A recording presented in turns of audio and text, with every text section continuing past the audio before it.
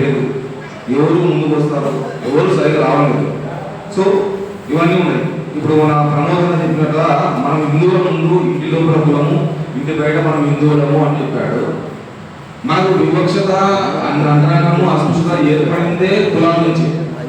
రెడ్డి కులం వచ్చా, బాబా కులం వచ్చా, మిగతా కులం వచ్చా, మనల్ని అనగారిక వర్గాలుగా తొక్కి పెట్టినందుకే ఈ మనకి ఎస్సీ హోదా వచ్చింది. రిజర్వేషన్ కల్పించారు, చదువుల్లో కానీ ఉద్యోగాలు కానీ రాజకీయాలు కానీ తొక్కినారు. దానికి అంబేద్కర్ వీళ్ళు ముందు రిజర్వేషన్ కల్పించాలని ముందు తీసుకొచ్చి మనకు అవకాశం కల్పించారు, రిజర్వేషన్ కల్పించారు. సో అలాంటప్పుడు మనం హిందువులమే, మనం ముందు ఎస్సీలము, తర్వాత హిందువులము, అది మనం గుర్తుపెట్టుకోవాలి.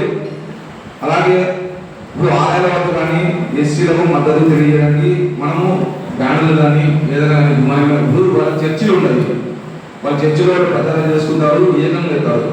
మనకు ఆలయాలు ఉన్నాయి,